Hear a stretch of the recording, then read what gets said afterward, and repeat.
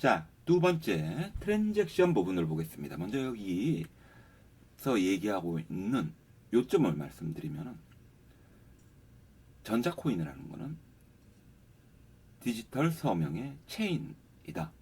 자, 이 말은 디지털 서명 들어있는 블록이죠. 블록이 연결됐어요. 연결된 거 체인, 즉 블록체인이다. 이 얘기예요. 그런데 이때 여러분들이 앞서서 지난 시간에 했던 이중지불 문제를 해결하기 위해 가지고 타임스탬프 서버를 쓴다. 이 얘기를 이제 하고 있는 거예요. 그러면 이게 코드로 해가지고 잠깐 볼까요? 여러분들이 코딩에서 체인의 유효성을 확인하는 함수를 만들었다고 해요. 그렇게 하면은 이제 폴 반복문을 이용해 가지고 모든 블록들에 대해서 검사를 하겠죠.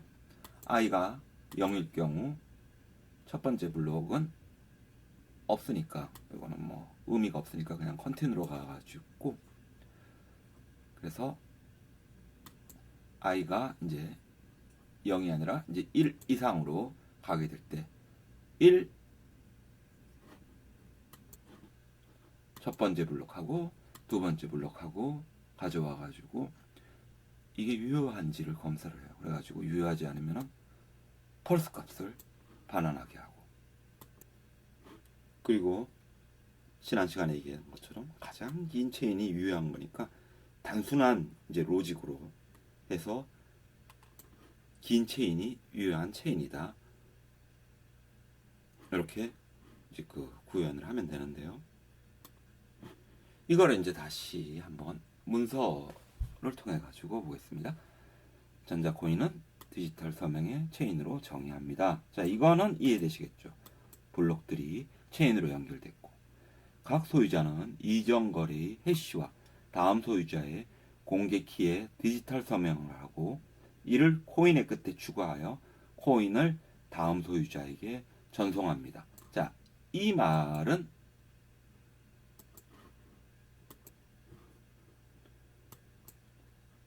다음 소유자의 공개 키에다가 공개 키를 사용해 가지고 이걸로 디지털 서명을 해 가지고 이거를 가지고 이전 거래, 이전 소유자가 다음 소유자의 공개 키에 디지털 서명 생성하고 여기에다가 뭘 또 추가하냐면 해시를 추가해가지고 그래서 다음 소유자한테 보낸다는 얘기예요. 즉 다시 말씀드리면 다음 소유자한테 보내주는 거는 이전 거래의 해시 그리고 그 다음 소유자의 공개 키를 사용한 디지털 서명을 보내준다는 얘기입니다. 그런데 여기서 해시라는 말이 나오죠. 그림에도 있죠. 해시랑 그리고 다음 소유자의 공개 키를 각각 이렇게 넣었는데, 그럼 해시가 뭐냐? 해시라는 건요, 암호화할 때 입력값을 넣어서 나오는 결과값이 있는데 그 결과값 가지고 입력값의 양을 정확하게 입력값이 뭔지 알 수가 없어요. 예를 들어 가지고 다음과 같이 이제 라면을 끓였어요. 그래서 이제 라면이 딱 나오면은 김치만두를 제가 정확하게 어느 정도의 물을 넣었는지 그리고 어느 정도의 스프 양을 넣었는지 여러분들 라면 먹으면서 정확히 물이 얼마인지 물의 양 알 수 있어요? 없다고요. 이게 바로 해시 함수예요. 그래서 라면이라는 결과는 나왔지만은 절대로 그 입력값인 정확한 물의 양, 스프 양은 알 수가 없는 것이죠. 또는 빵하고 비교해도 마찬가지예요. 빵이 있어요. 빵이라는 해시의 결과가 나왔어요. 그럼 여러분들 그 빵 딱 보고는 정확하게 빵에 버러가 얼마큼 들어있는지, 밀가루 양이 얼마인지, 물이 얼마인지 알 수 있어요? 없다고요. 그게 바로 해시 함수이기 때문에 입력값을 여러분들이 암호화해서 알 수 없게 만드는 겁니다. 그래서 해시 함수라는 말은 입력값을 출력값으로 변환하는 함수인데 그 입력값이 변하면은 출력값이 크게 이제 바뀌게 되거든요. 그런데 그 출력값 가지고 즉 라면 끓여지는 라면 가지고 여러분들은 입력값의 정확하게 물이 얼마인지 절대로 알 수가 없다 이겁니다. 그리고 이제 그 다음에 나오는 얘기는 이중지출 문제에 대해서 얘기를 해요. 기존의 거는 은행을 조폐국을 이용해야 한다 그 얘기를 하고 있는데 한번 읽어볼까요? 물론 문제는 수취인이 소유 중 한 명이 코인을 이중으로 지출하지 않았는지 확인할 수 없다는 것입니다. 즉 이중지출 문제가 생길 수 있다는 겁니다. 일반적으로 해결책은 블록체인 전에 해결책은 그래서 신뢰할 수 있는 어디 중앙기관 뭐 은행이나 조폐국을 도입해가지고 모든 거래에서 이중지출을 확인했죠. 그죠? 그리고 각 거래 후에는 코인을 조폐국에 반환해가지고 새 코인을 발행해야 하며 이제 이전에 블록체인 안 쓸 때 쓰는 이 얘기를 하고 있어요.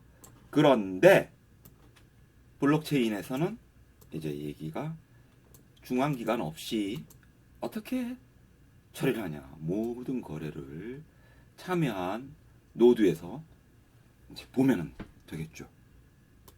그래서 이제 그 얘기를 덱스에서 나오고 있어요. 수취인이 이전 소유자가 이전 거래에서 서명하지 않았다는 사실을 알 수 있는 방법이 필요합니다. 그죠? 필요하다고 그랬죠? 이중지출 없는 방법이 필요한데 저희의 목적상 가장 빠른 거래가 중요한 거래이므로 나중에 이중지출 시도가 있더라도 일단은 상관하지 않는 거고 거래가 없음을 확인하는 유일한 방법은 모든 거래를 인지하는 것입니다. 이 말, 모든 거래를 인지한다 이 말은 자 모든 거래를 전부 이제 쫙 공개해가지고 노드 참여한 P2P 네트워크에 참여한 모든 사람들이 이제 보게 되는 것이죠. 조폐국 기반 그러니까 기존의 모델에서는 조폐국이 모든 거래를 인식하고 어떤 거래가 도착했는데 결정한다는데 우리는 이 참여한 노드가 이것을 다 이제 그 보고 동의한다는 것이죠. 그리고는 3 타임스탬프 서버에서 이 이중지출 문제를 해결하는 솔루션으로서 무엇을 얘기하냐면은 타임스탬프 시간이죠. 시간 그 서버랑 이제 앞서 말씀드린 해시를 이제 이용한다는 거예요. 저 그림에 보면 해시 값도 있고 그리고 여기에 블록 안에 이제 블록이죠. 블록의 해시 값과 그리고 이 블록의 타임스탬프 값 언제 그 기록이 있어가지고 그거를 자 블록을 어떻게 해요? 여기 지금 이렇게 화살표로 연결한 체인 모양이죠. 블록을 이렇게 체인으로 연결해가지고 블록 체인 만들자. 요런 것을 얘기를 하고 있어요. 그래서 한번 우리 이거 완독이니까 이 내용을 어떻게 쓰고 있냐면 저희가 제안한 솔루션은 타임스탬프 서버에서 시작됩니다. 타임스탬프 서버는 타임스탬프를 찍을 항목 블록의 해시를 가져와서 신문이나 유진의 게시물과 같이 해시를 널리 게시하는 방식으로 작동합니다. 즉, 요 해시를 널리 게시하는 방식. 이건 무슨 말이냐? 이 얘기에서 이제 옛날 말이 나오죠. 유즈넷. 유즈넷은 일종의 그 토론 그룹인데 지금은 뭐 여러분들 유즈넷 쓰시는 분은 없잖아요. 소셜미디어 쓰니까. 여기서 얘기하는 거는요. 타임스탬프 서버는 타임스탬프를 찍을 항목의 블록. 그러니까 조금 전에 해시 그리고 블록에 타임스탬프 찍혀진 이것을 유즈넷처럼 그러니까 이게 그러니까 어떻게 설명을 하면 되냐면은 그냥 소셜미디어에 막 전부 다 퍼진 것처럼 퍼뜨리는 거예요. 그러면은 여기서는 뭐 P2P가 되겠죠. P2P 네트워크 통해 가지고 쫙 뿌리면은 이제 다 하는 거죠. 그 정보를 누가 위조 그러면은 안 된다 이거죠. 이것도 역시 기술적으로 너무나 직관적이고 당연한 거지만은 뭐 그래서 이거를 뭐 이거 당연한 거네 이랬지만은 뭐 콜럼버스의 달걀이라고 알죠. 뭐 이미 하니까 당연히 이런 기술을 얘기한 거 뭐 누구나 할 수 있겠다 이러지만은 여러분 그때 뭐 했어요? 여러분들 그거 못 했잖아요. 그래서 이번 시간에 봤던 트랜잭션 부분의 내용은 그 이제 그림으로 설명을 할게요.